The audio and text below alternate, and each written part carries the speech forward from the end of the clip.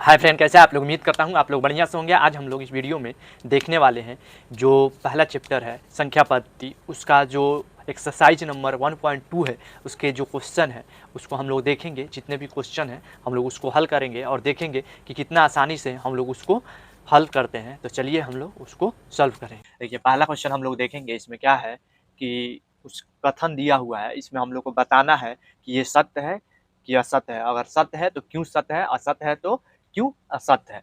तो सबसे पहला आप लोग को क्वेश्चन इसमें दिख रहा है, क्या है कि क्या सभी प्रत्येक अपरिमेय संख्या जो होता है वो क्या होता है, वास्तविक संख्या होता है। तो हम लोग को पता है क्या होगा, जितने भी परमीय संख्या होता है और अपरिमेय संख्या होता है, दोनों मिल के क्या करते हैं, वास्तविक संख्या बनाते हैं। यानी वास्तविक संख्या क्या होता है, परमीय अपरिमेय संख्या का संग्रह होता है। तो हम लोग लिख देंगे कि जो पहला आंसर होगा वो सत्य हो जाएगा। लिखेंगे सत्य, क्योंकि जितना भी हम लोग यहाँ पे लिखेंगे, क्योंकि क्योंकि जो वास्तविक संख्या होता है, वास्तविक संख्या होता है, संख्या होता है वो वो क्या होता है, परमीय और परमीय और अपरमीय अपरमीय संख्या का संग्रह होता है, या संग्रह होता है, या परमीय अपरमीय संख्या से मिलकर बना होता है। पहला ये हो गया।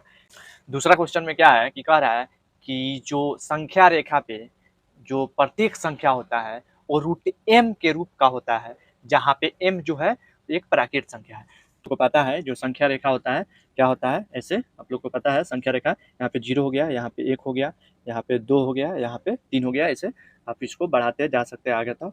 यहाँ पे -2 और यहाँ पे -3। तो इसमें क्वेश्चन में क्या कह रहा है कि जितना भी संख्या रेखा पे जो बिंदु होता है, इस पे जो बिंदु है आप लोग को दिख रहा हो, वो कह रहा है रूट एम के रूप का होता है, रूट एम के रूप का होता है। और एम जो है वो क्या कर रहा है कि ये जो है एक प्राकृत संख्या है, प्राकृत संख्या है, ये कह रहा है। तो एम जो है एक प्राकृत संख्या है और इस रूप का होता है। तो आप लोग को इस संख्या रेखा पे देखने को क्या मिल रहा है, आप लोग देख रहे हैं यहाँ पे क्या है, ये जो है प्राकृत संख्या इतना ही होता है, लेकिन इस पे आप लोग को 0 भी मिल रहा है, ये भी मिल रहा है। और उसके बावजूद जो है आप लोग को दूसरा भी संख्या मिल सकता है, दशमलव का भी मिल सकता है। तो इसके लिए ये जो होगा वो क्या होगा, असत्य होगा। हम लोग लिखेंगे असत्य, क्योंकि क्योंकि जो प्राकृतिक संख्या होता है, जो प्राकृतिक संख्या है, यहाँ पे प्राकृतिक संख्या का वर्गमूल जो है, वर्गमूल क्या होगा, जो वर्गमूल होगा, यहाँ पे माइनस भी मिल रहा है तो हम लोग लिखेंगे क्योंकि प्राकृतिक संख्या का वर्गमूल क्या होगा, ऋणात्मक संख्या संख्या नहीं हो सकती है, सकती है। 3 नंबर जो क्वेश्चन है इसमें क्या है, इसमें कह रहा है कि प्रत्येक वास्तविक संख्या, यानी जितना भी वास्तविक संख्या होता है वो अपरिमेय होती है। तो आप लोग को पता है कि नहीं, क्योंकि आप लोग लिख सकते हैं असत्य, क्यों, क्योंकि क्योंकि जो परमीय संख्या और अपरिमेय वास्तविक संख्या क्या होता है, क्योंकि परमीय और अपरिमेय संख्या से मिलकर बना होता है, इसमें क्या होता है, परमीय संख्या भी होता है।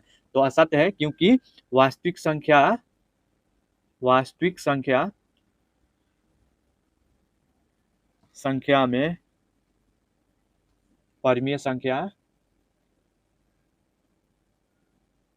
संख्या भी सम्मिलित होता है। चाहे ऐसे लिख सकते हैं, वास्तविक संख्या जो होता है परमीय और अपरिमेय संख्या के संयोग से, संग्रह से बना होता है। तो इसमें हम लोग लिखेंगे वास्तविक संख्या अपरिमेय, वास्तविक संख्या में, यहाँ पे लिखेंगे में परमीय संख्या भी सम्मिलित होता है,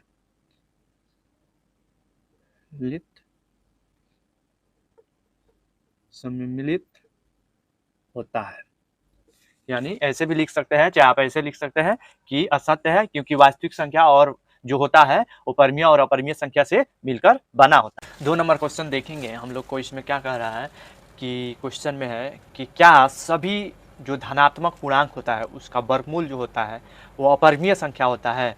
अगर अपरिमेय संख्या नहीं होता है तो आप एक उदाहरण लेके बताइए कि कोई ऐसा एक संख्या लीजिए जिसको जो परिमेय संख्या हो। तो उदाहरण हम लोग को लेके बताना है कोई संख्या का कि वो संख्या परिमेय है। तो धनात्मक संख्या आप लोग को पता होना चाहिए क्या होता है। धनात्मक संख्या 1 2 3 4 ये जो है ये धनात्मक पूर्णांक है या धनात्मक जो होता है ये होता है। पूर्णांक आप लोग को पता है कि माइनस वाला भी होता है, लेकिन इसमें कह रहा है धनात्मक पूर्णांक होता है।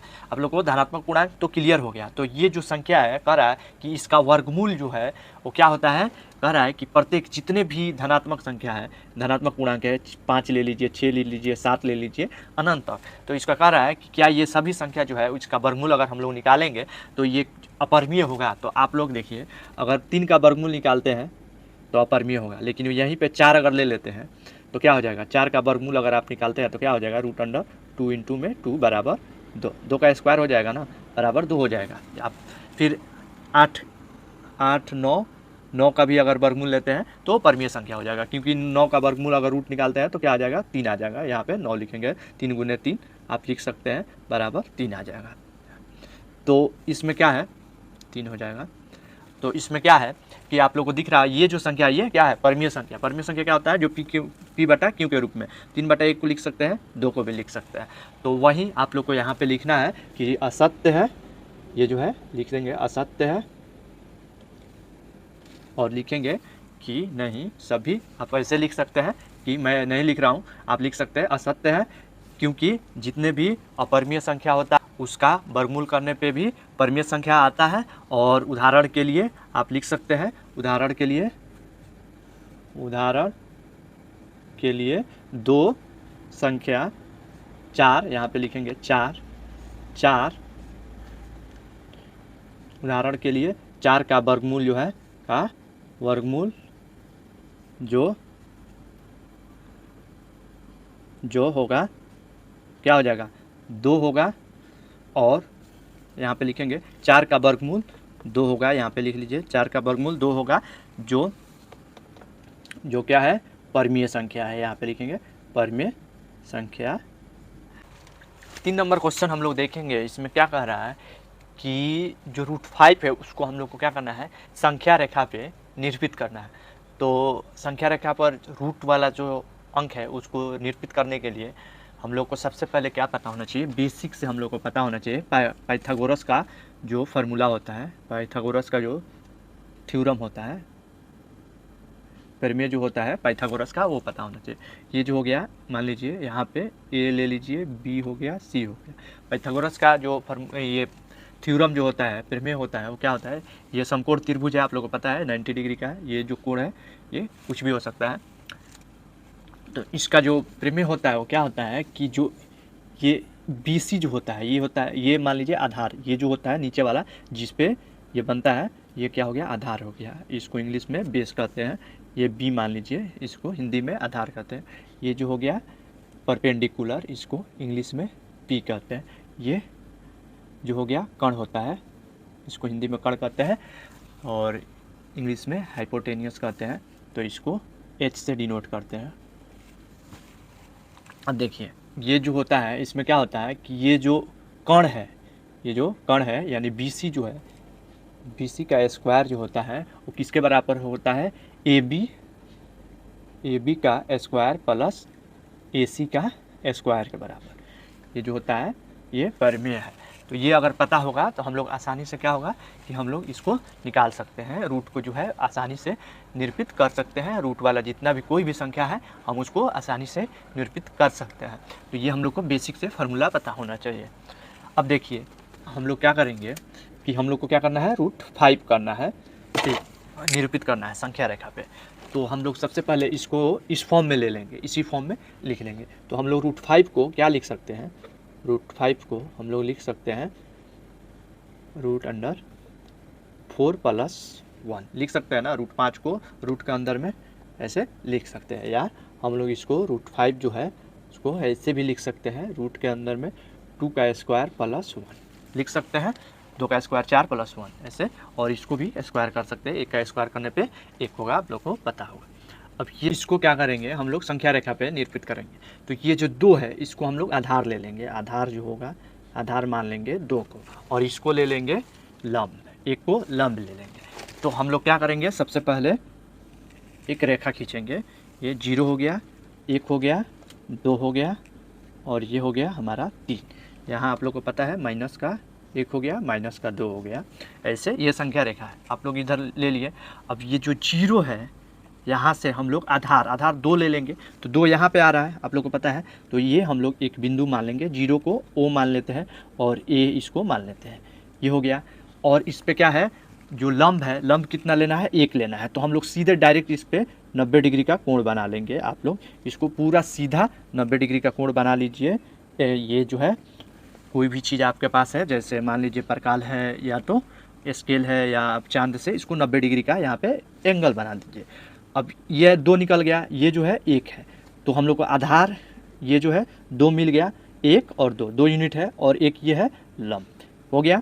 तो अब हम लोग यहाँ से 0 से इसको मिलाएंगे, 0 से इसको हम लोग मिला देंगे यहाँ पे, तो हमारा एक सीधा रेखा आ जाएगा स्केल से मिलाएंगे तो ए इसको बी मान लेंगे। तो ये जो होगा, एक ये हो गया और 2 ये हो गया। तो ये जो 2 है इसको हम लोग क्या लिख सकते हैं, यहाँ पे हम लोग लिखेंगे कि ओ ए कितना है, 2 है ना, और प्लस ये है ए बी कितना है, 1 है। तो ये 2 + 1 है ना। उसके बाद में ये कितना आ जाएगा, इसको हम लोग स्क्वायर करेंगे, और ये जो है ओ बी बराबर ओ बी, ये सेम फार्मूला यहाँ पे स्क्वायर करेंगे। तो ये क्या आ जाएगा, अब देखिए यहाँ पे भी स्क्वायर, यहाँ पे भी स्क्वायर, यहाँ पे भी पूरा में स्क्वायर है। तो ये कितना आ जाएगा, अगर ये हम लोग इसको स्क्वायर कर देते हैं, इसको स्क्वायर कर देते हैं, और ये ओ बी को स्क्वायर कर देते हैं, तो ये जो जाएगा इधर स्क्वायर है, उधर बराबर को उस साइड जाएगा, तो ओ बी जो होगा वो कितना आ जाएगा, ये स्क्वायर है तो इधर रूट हो जाएगा, लोगों को पता है। तो 2 का स्क्वायर + 1 का स्क्वायर कितना आ गया, कितना आया, 5 आ गया ना, √5, 2 दूना 4, 1 5 बराबर ओ बी। यानी ये जो ओ बी निकला कितना हो गया, √5 हो गया। अब जो है हम लोग अगर परकाल से हम लोग को संख्या रेखा किस पे निरूपित करना है, इस पे करना है, तो हम लोग क्या करते हैं, इसको परकाल से नाप लेते हैं, और फिर यहाँ से ये जितना है उतना हम लोग अगर खींचेंगे यहाँ से, तो हम लोग को यहाँ 2.41 ऐसे कुछ आएगा। तो यहाँ पे हम लोग को एक बिंदु मिलेगा, जो मान लीजिए इसको P मान लीजिए। ऐसे हम लोग परकाल से इसको खींच सकते हैं। यहाँ से आप इसको नाप लीजिए, और फिर यहीं से जो C आएगा वो क्या आएगा इस बिंदु पे, तो ये जितना आएगा ना, यहाँ से हम लोग उसको खींचेंगे तो इसके आसपास आएगा। तो हम लोग यहाँ पे वैल्यू लिख सकते हैं, यहाँ पे हमारा जो √5 होगा। ऐसे कोई भी संख्या अगर मिला है तो सबसे पहले हम लोग इस फॉर्म में लिखेंगे, और उसके बाद में ऐसे सेम प्रोसेस है। आप उस क्वेश्चन का रहा है 4 नंबर जो क्वेश्चन है, इसमें कह रहा है कि हम लोग को क्या करना है, वर्गमूल का सर्किल बनाना है, स्पायरल बनाना है रूट का। तो सबसे पहले हम लोग क्या करेंगे, इसमें कुछ भी नहीं दिया हुआ है, हम लोग को अपने से बनाना पड़ेगा खुद से। तो क्या करेंगे, हम लोग एक संख्या रेखा ले लेंगे, मान लीजिए ये संख्या रेखा है, यहाँ से 0 हो गया, 1 हो गया, 2 हो गया, 3 हो गया, ऐसे इधर जो होगा वो माइनस हो जाएगा, 1 - 2। ऐसे हम लोग 0 से क्या करेंगे, इसमें जो हम लोग आधार लेंगे, जो ये आधार है वो 1 ले लेंगे, और लंब भी हम लोग 1 ले लेंगे, क्योंकि हम लोग को 2 3 4 रूट ऐसे करके हम लोग को पूरा इसको सर्किल बनाना है। तो हम लोग 1 ले लेंगे। तो 0 से हम लोग मान लीजिए ये है, ये हो गया B, करेंगे एक लंब ले लेंगे, यानी 90 डिग्री पे एक रेखा खींच लेंगे। आप लोग इसको चांद के सहायता से आराम से बना सकते हैं। तो 1 ले लिए और एक ये मिल गया, तो हम लोग को दूसरा जो मिल जाएगा ये मिल जाएगा, ऐसे मिल जाएगा हम लोग को। फिर ये 1 है, ये भी 1 है, ये क्या हो जाएगा, √2 हो जाएगा। अब हम लोग को क्या करना है, इसका जो दूसरा नया जो मिला हम लोग को, ये √2 उसके बाद बनाना है, √3 √4 √5 ऐसे दर्शाना है। तो हम लोग आधार इसको ले लेंगे, इसके बाद जो लेंगे आधार हम लोग कर्ण वाले को ले लेंगे। ये तो हम लोग पहले अपने से लिए, फिर अब 2 जो है वो नया मिला हुआ है, ये जो है √2 जो है ये नया हम लोग को एक क्या मिला, आधार मिल गया। एक पैरामीटर हम लोग को नया मिलेगा हर बार में। फिर हम लोग क्या करेंगे, इस पे से 90 डिग्री का एक और इसी पर से हम लोग लेंगे, ये जो होगा इस बिंदु पर से हम लोग लेंगे, क्योंकि नया आधार ये मिला है। तो हम लोग एक लंब ले लेंगे अपने से 90 डिग्री पे। ये जो है 90 डिग्री पे हम लोग को लेना पड़ेगा, चांद के सहायता से आप बना सकते हैं। फिर इसको मिला देंगे, हम लोग को एक और मिल गया। तो 2 रूट ये जो था, ये जो नया मिला था ये √2 था ना, और एक ये हो जाएगा, तो इसको जोड़ेंगे तो रूट तीन जो होगा वो हम लोग को ऐसे मिल जाएगा। फिर इस पे से हम लोग को क्या करना है, 90 डिग्री का बनाना है। फिर 90 डिग्री का कोण बना के एक इधर भी एक लेना है, एक एक हम लोग को बढ़ाना है, लंब जो लेना है एक एक लेना है। फिर नया हम लोग को यहाँ पे मिल जाएगा एक, तो ये हो जाएगा √4। फिर ऐसे क्या करना है, इसी पे सिर्फ हम लोग को कण पे क्या करना है, 90 डिग्री फिर लेके फिर हम लोग को एक ऐसे खींच देना है। फिर ये हो जाएगा √5। तो ऐसे हम लोग बनाएंगे तो ये पूरा सर्किल हो जाएगा और ये जो है स्पायरल हो जाएगा। तो आप आसानी से बना सकते हैं। सबसे पहले आप लोग क्या करना है, संख्या रेखा ले लीजिए, चाहे आप डायरेक्ट ऐसे एक ले सकते हैं, एक मात्रक ऊपर, ये आप लोग को नया मिल गया। फिर नया मिल गया, फिर इसी पे क्या करना है, एक आप लोग को 90 डिग्री का बना लेना है कोण, और एक लंब जो है एक ही लेना है, ये जो लंब है एक मिल जाएगा। फिर आप लोग को एक नया मिल जाएगा। फिर ये आपको कण नया मिल गया, फिर इस पर एक बनाना है। ऐसे करके आप आसानी से सर्किल बना सकते हैं। बहुत ही आसान है ये, आप इसको आसानी से बना सकते हैं। तो आप प्रैक्टिस कीजिए। तो उम्मीद करता हूँ आप लोग को समझ में आया होगा, आप लोग को पता चला होगा कि कितना आसानी से हम लोग इस क्वेश्चन को हल किए। तो अगर आप लोग को वीडियो अच्छा लगा हो तो प्लीज़ कमेंट कीजिए, वीडियो को लाइक शेयर सब्सक्राइब जरूर कीजिए। Thank you for watching.